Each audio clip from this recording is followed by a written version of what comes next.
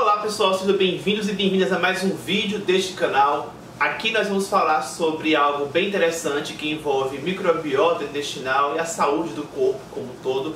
Vai ser uma espécie de uma videoaula, então eu já conto com você para deixar o seu like, o seu joinha aqui antes de mais nada e se inscreva no canal também, tá? Aqui abaixo você encontra um botão vermelho escrito inscrever-se. Do lado tem o sininho, ativa o sininho e seleciona a opção todas as notificações, porque assim, toda vez que eu postar um vídeo novo ou quando eu aparecer ao vivo, você recebe uma notificação e assim ficará mais fácil você acompanhar tudo que eu posto por aqui. Para quem ainda não me conhecia, deixa eu me apresentar melhor. Eu sou Henrique, sou nutricionista com especialização em nutrição clínica e esportiva. Aqui a gente vai ver sobre microbiota intestinal além do intestino. Por que isso, né?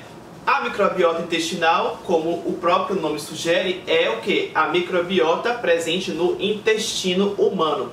E aí, né, a princípio, muita gente pode imaginar que essa microbiota ela vai ter um papel especificamente e talvez apenas no intestino. E aqui a gente vai ver que não somente no intestino, ou seja, a microbiota intestinal, que são ali, né, a composição de micro-organismos, de bactérias que estão presentes no intestino, elas vão gerar efeitos não somente no intestino, mas além do intestino também, ou seja, efeitos gerais pelo corpo.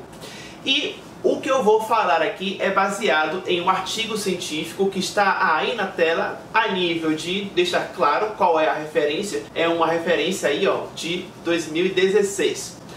Bom, o cérebro é o primeiro órgão, né, local do corpo que a gente vai ver aqui, onde vocês podem ver aí pela imagem exatamente isso, né? No canto mais abaixo, a parte, né, do intestino.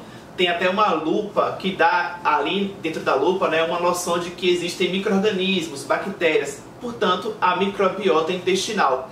E aí tem uma setinha indicando para o cérebro, ou seja, de que a microbiota intestinal vai exercer efeitos no cérebro, ou seja, o cérebro está fora do intestino. Então já começa aqui, né, um primeiro exemplo de como é que algo que está no intestino, que é a microbiota intestinal, como é que isso pode afetar outras partes do corpo, como aqui é o caso do cérebro.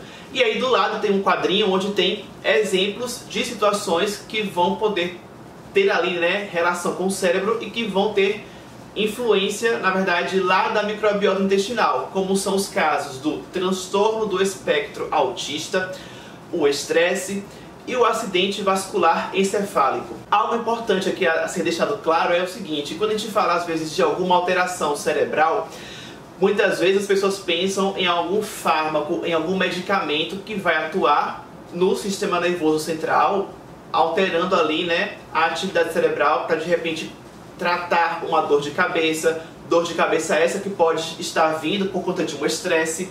Ou quando a gente fala de transtorno do espectro autista, a mesma coisa.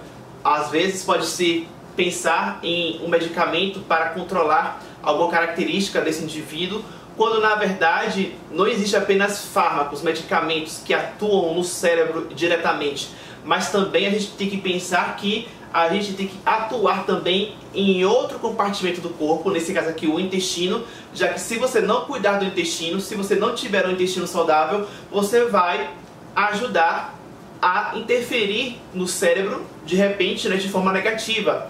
E aí, para que você consiga ajudar em uma melhor atividade cerebral de forma positiva, a gente tem que cuidar de quem? Do intestino, deixar esse intestino mais saudável e não somente pensar em algum medicamento para tratar alguma situação ali que esteja acontecendo, quando na verdade você às vezes tem que tratar da causa. E se a causa for um intestino que não está saudável, a gente tem que cuidar de quem? Do intestino também. Então esse é o olhar que essa aula aqui eu quero que vocês tenham, né? De que muitas vezes a gente tem que cuidar da causa, do que está causando essas alterações nas outras partes do corpo. E muitas vezes o intestino é um dos elementos que vai interferir e muito nessa questão da saúde geral do corpo. Prosseguindo para uma outra parte do corpo, a pele. Um exemplo, né, é a questão da dermatite atópica. Basicamente é uma alteração na pele, então é algo, né, que ocorre ali, né, que é visível externamente na pele, geralmente a pele fica vermelha, né, avermelhada, e também pode gerar coceira, algum tipo de lesão, coceira, enfim, ferida. Então isso tanto tem, né, uma relação de tratamento médico, mas novamente, né, pode ter também a questão da influência da microbiota intestinal, e aí entra também, por exemplo, a questão da intervenção nutricional, e aí a necessidade de um profissional da nutrição para cuidar da dieta, de qual alimentação vai ajudar para que esse intestino fique melhor em termos de composição microbiana, para você então ter menos impactos negativos, por exemplo, na pele. Agora, o pulmão. Temos aqui, né, um exemplo da asma alérgica. Na verdade, tanto a questão da pele que eu citei anteriormente, quanto essa questão do pulmão agora, e até mesmo algo que vocês vão ver depois ainda, tudo, gente, tem muito a ver com a questão da inflamação. Então, às vezes, né, o intestino, ele não estando saudável, ele pode desencadear processos inflamatórios pelo corpo que podem acabar repercutindo em situações como a questão, né, de inflamação na pele, nesse caso aqui, né, de problemas nas vias respiratórias, você fica com as vias mais obstruídas porque você tem inflamação. Então essa inflamação, ela obstrui o espaço por onde o ar passa, né, o ar que a gente respira. Então tudo isso pode dificultar a questão da respiração, e aí então, né, surgem problemas, complicações, sintomas, né, indesejáveis. Então a gente tem que entender que até mesmo a inflamação a gente pode modular por meio daquilo que você come, por meio da sua saúde intestinal. E isso, deixando bem claro, tá, gente, é apenas exemplos. Não significa que a inflamação a gente vai olhar apenas para o intestino e pronto. Não. Vai haver situações em que, obviamente, né, um medicamento ele vai ser necessário. Aqui eu estou apenas dando uma noção de que muitas vezes a gente tem como atuar em algo que muitas vezes as pessoas não enxergam, que é o quê? Um problema que está acontecendo em um local do corpo. Na verdade, o olhar de tratamento, de intervenção, muitas vezes pode estar tendo a necessidade, né, de uma intervenção em um outro local, lá no intestino.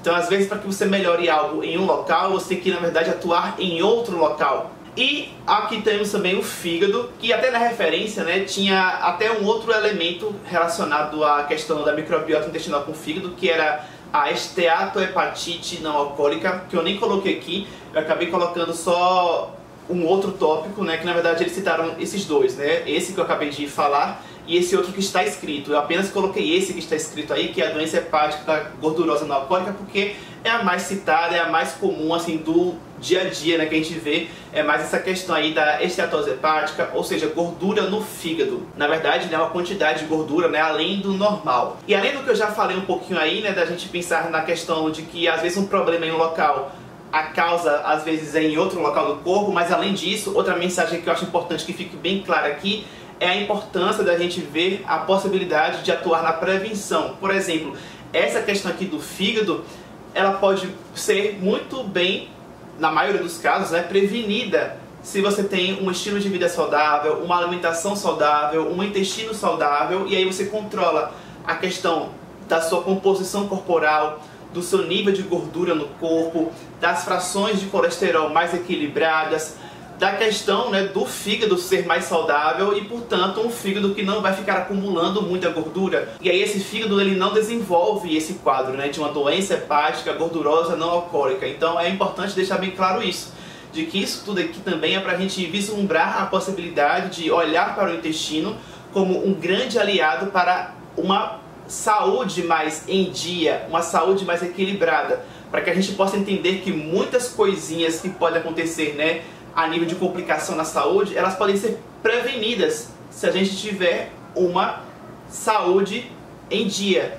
E aí entra os pilares, né, que podem promover uma saúde mais equilibrada. Dentre esses pilares está, como eu já falei aí, né, a sua dieta, a sua alimentação. Inclusive, sobre essa questão do fígado, eu faço até aqui um adendo, eu fiz um ao vivo sobre funções do fígado, e lá eu expliquei um pouquinho sobre a questão, né, dessa coisa do acúmulo de gordura no fígado que pode acontecer além do normal. Se você quiser, né, entender um pouco mais dessa questão aí do fígado, eu vou deixar aqui embaixo na descrição o link desse conteúdo que eu já fiz, E aí você pode acessar daqui a pouco, né, aqui na descrição. Deixa esse vídeo aqui acabar primeiro, aí depois você vai lá e confere esse outro sobre o fígado. E agora também temos a interferência da microbiota intestinal no tecido adiposo. Essa relação aqui, ela é muito expressiva. E aí eu coloquei aí, né, a imagem de uma pessoa e essas bolinhas amarelas representando isso, né, células adiposas, ou seja, células de gordura, representando então o tecido adiposo, que é um tecido